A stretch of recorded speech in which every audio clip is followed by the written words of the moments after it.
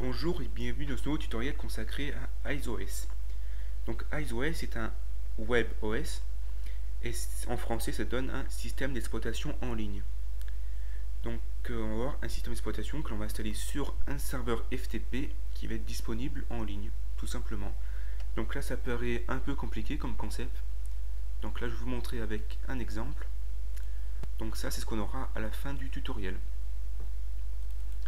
Donc en fait c'est comme un système d'exploitation, sauf qu'il est disponible en ligne via internet. Donc c'est ce qu'on appelle le principe du cloud computing, c'est-à-dire qu'on installe des applications sur un serveur distant et on se connecte dessus à partir d'un ordinateur avec un navigateur web. Donc il y a plusieurs avantages. Le premier c'est qu'il est visible partout à partir du moment où on a un navigateur internet et une connexion disponible, on peut se connecter dessus. Le deuxième c'est que on peut se connecter dessus à partir d'un ordinateur qui n'est pas puissant, étant donné que c'est le serveur qui fait tout le boulot. Nous, tout ce qu'on reçoit, c'est juste des images et on envoie des informations, c'est le serveur qui travaille et notre ordinateur ne travaille pas. Et le troisième avantage, c'est que j'ai testé ça avec mon Arcos et ça fonctionne. Donc partant de ce principe là, je pense que ça fonctionne avec les iPhones, les iPods et les Arcos. Donc tout ce qui est MP3 a évolué, qui possède une fonctionnalité internet, on peut se connecter dessus et travailler. Donc voilà. Donc c'est pas non plus un vrai système d'exploitation, on peut pas tout faire. Mais on peut faire du traitement de texte, on peut faire des tableurs, des petits jeux. Et puis comme vous pouvez le remarquer, ça ressemble à Linux un peu quand même. On a un répertoire home, on a à peu près le même système pour les applications. Et on peut faire plein de petites choses qui sont vraiment utiles. Donc voilà, donc là sans plus attendre, je vais vous montrer comment on fait. La première chose à faire, c'est on va sur Google, on tape IceOS et on fait rechercher. On va sur le site officiel qui est iceos.org et on va dans la rubrique Download à droite du site. Ensuite on télécharge l'archive au format que l'on veut. Donc moi je prends le format 7-zip. Et on enregistre le fichier sur notre ordinateur. Donc moi je l'ai déjà fait. Donc là on a une archive, on fait clic droit extraire. Sur Windows c'est sensiblement la même chose. Et on a un dossier IceOS qui est sur le bureau. Dans ce dossier IceOS on a un dossier installeur, un fichier index, un fichier licence, package et readme. Seconde étape, on lance le logiciel FileZilla afin de se connecter à notre serveur FTP et envoyer les fichiers sur le serveur. Donc là à gauche j'ai l'arborescence de mon ordinateur. Donc comme vous pouvez le constater, je suis déjà dans mon dossier IceOS et en bas j'ai mes fichiers. À droite, on a les dossiers sur le serveur. Donc à gauche les fichiers de notre ordinateur et à droite les fichiers du serveur. Donc là je suis dans le dossier tutoriel vidéo, donc, qui est l'arborescence du site, et on va créer un dossier spécialement pour accueillir notre système d'exploitation en ligne. Donc moi je vais créer un dossier qui va s'appeler IceOS tout simplement. Donc là j'ai un dossier IceOS et on va envoyer ces deux fichiers, ces trois fichiers par exemple. Voilà, on fait un glisser en fait. Donc là il veut pas, donc on va essayer de les envoyer un par un pour essayer.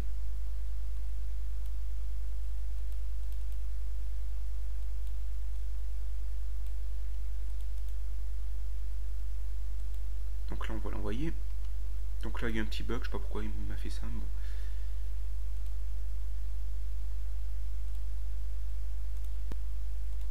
Donc là on envoie tous les fichiers en fait dans le dossier IceOS qu'on a créé précédemment. Donc ça prend un peu de temps étant donné que ça fait quelques MO à envoyer. Donc là j'ai une bonne connexion, donc ça devrait aller assez vite.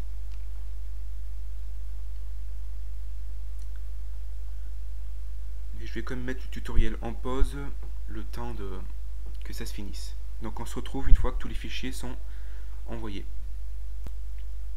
Donc voilà, de retour. Donc mes fichiers sont envoyés dans le dossier EyesOS, on peut le constater. La seconde étape consiste à donner des droits à ce dossier. Donc pour ça on fait clic droit, permission de fichier. Donc sur la documentation officielle c'est marqué qu'il faut attribuer tous les droits, c'est-à-dire qu'on met 777. Sauf que le problème c'est que sur OVH, c'est-à-dire mon hébergeur, on ne peut pas attribuer tous les droits à un dossier, étant donné que ça représente une petite faille de sécurité quand même. Donc pour remédier, on donne seulement les droits 755, c'est-à-dire cela. Donc on fait un petit zoom, et on fait valider. Donc attendez, j'ai fait une petite erreur, donc on fait permission de fichier, 775, et on clique récursion dans le sous-dossier, c'est-à-dire que ça va donner le droit à tous les fichiers, à tous les sous-fichiers de ce dossier. Donc voilà, et on fait valider. Donc là, du coup ça prend peu de temps, vous voyez qu'il travaille. Donc c'est assez rapide. Donc ne vous inquiétez pas, à la fin c'est EyesOS en installant, il va lui-même définir ses droits. Donc voilà, ça donne tous les droits. Voilà, donc c'est fini, c'est assez rapide tout de même. Donc maintenant on est prêt à commencer l'installation. Donc on va à l'adresse de notre serveur FTP et on tape le nom du dossier dans lequel on était. Donc moi j'ai créé un dossier EyesOS, donc on va dans EyesOS. On fait un clic droit, enfin on fait entrer.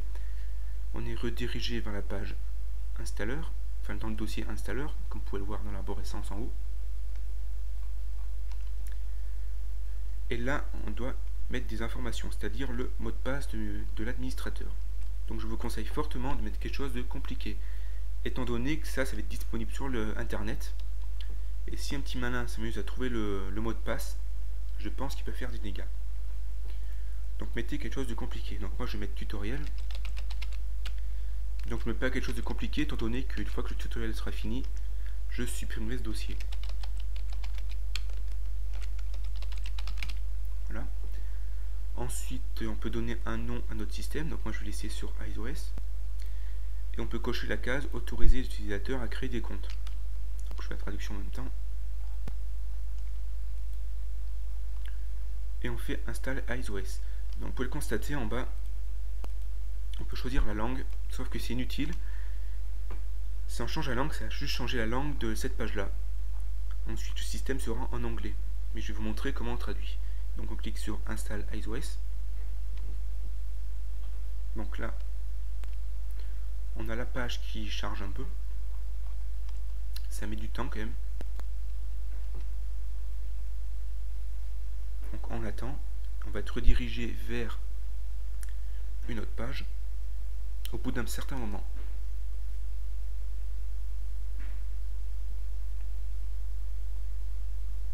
Donc on attend. Normalement c'est assez rapide.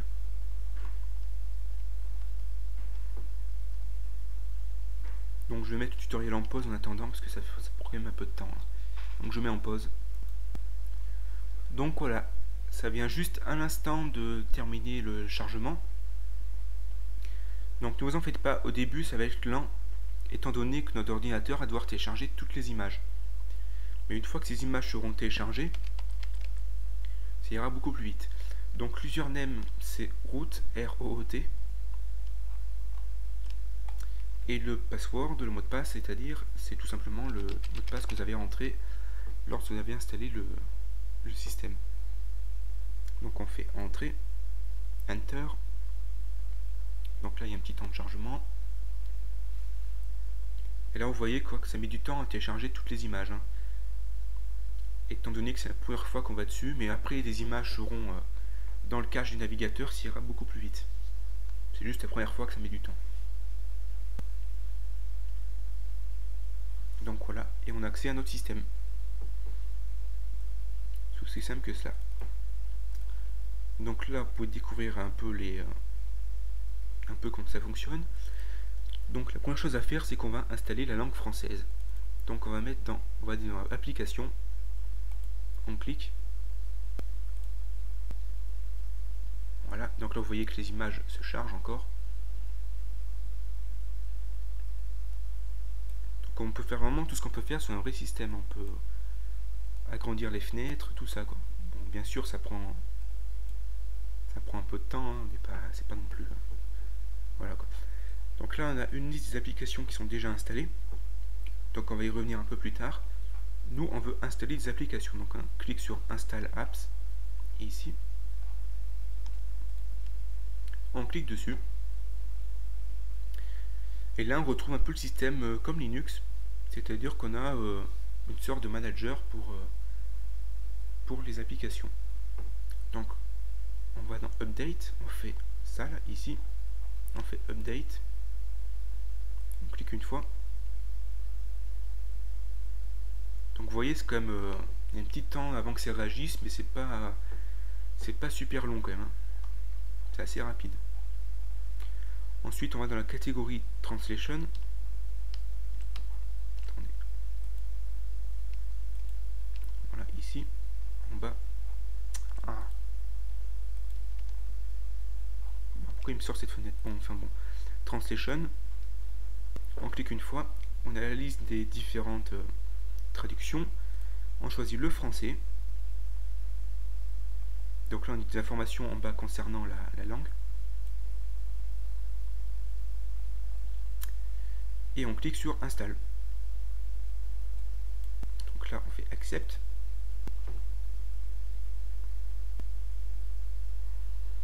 Là il télécharge et il installe le langage français. Donc là c'est fini. Donc c'est pas tout de suite traduit. Pour avoir iOS en français, il faut qu'on ferme la session.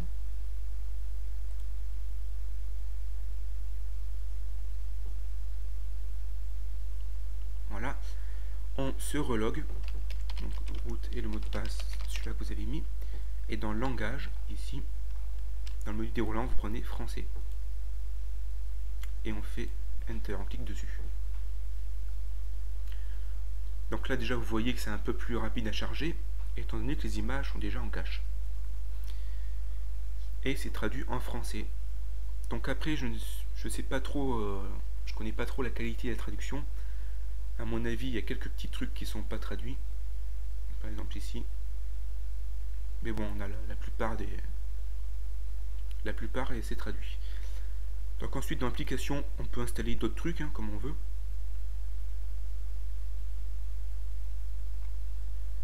Retécharge les images. On va dans Install Apps.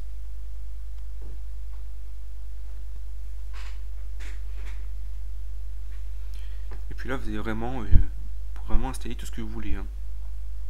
Donc vous voyez comme il y a un paquet de logiciels installés. Pour les emails par exemple. Bon, après il faut aller voir sur la documentation officielle à quoi ça correspond. Donc voilà. Donc maintenant je vais vous montrer un peu comment ça fonctionne. Donc on a toujours une corbeille pour les fichiers qu'on supprime. On a un lecteur du flux RSS, donc ça c'est pas mal.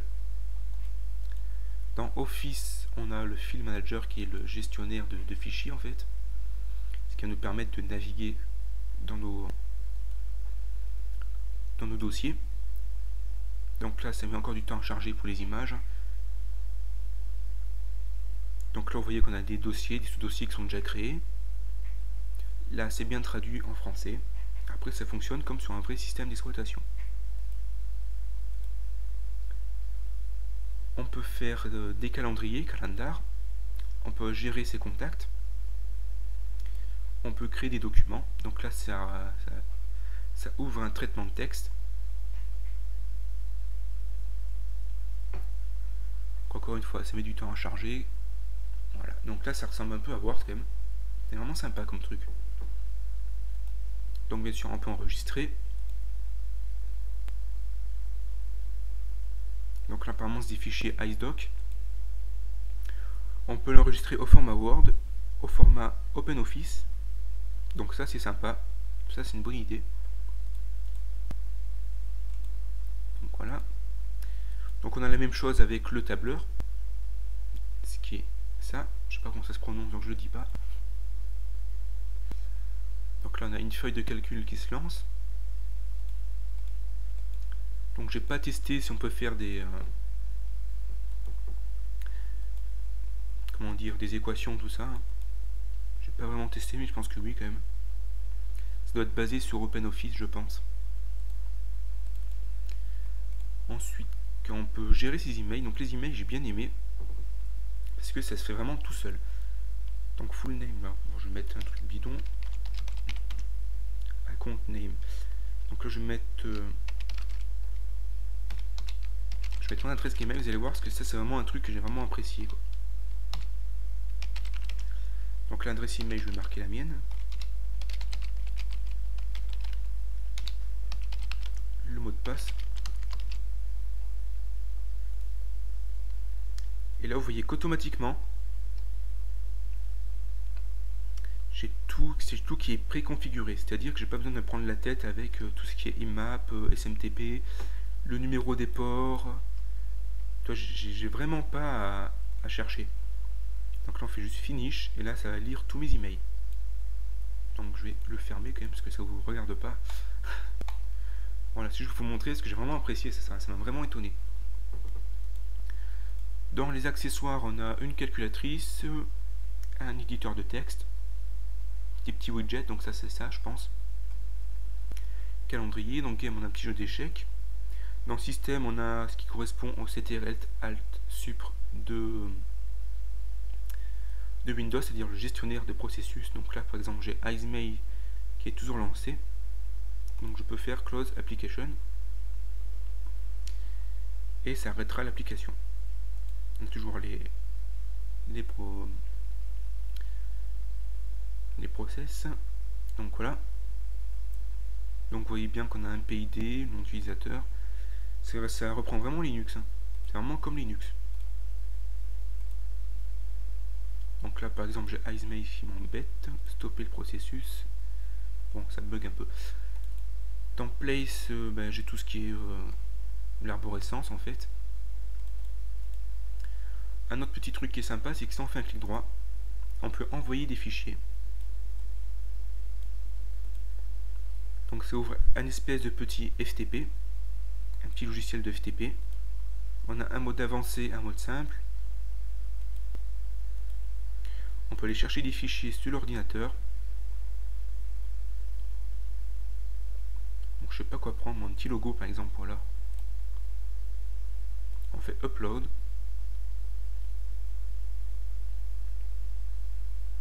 Là il me dit que ça a été téléchargé correctement. Je vais le renommer parce que là il y a un petit truc qui va pas.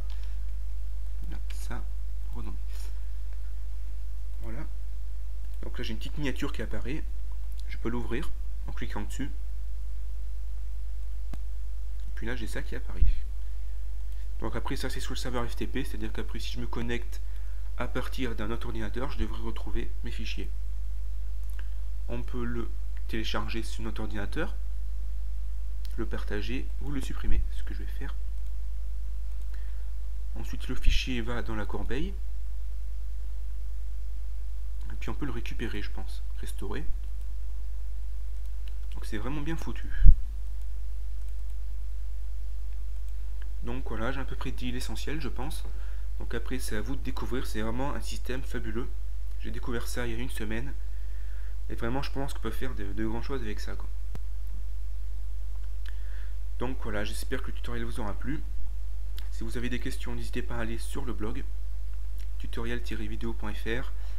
Vous pouvez vous abonner au groupe Facebook, enfin à la page Facebook, suivre mon Twitter. Et puis voilà, donc comme d'habitude, si vous avez des questions sur le blog ou sur Dailymotion. Et puis bonne chance.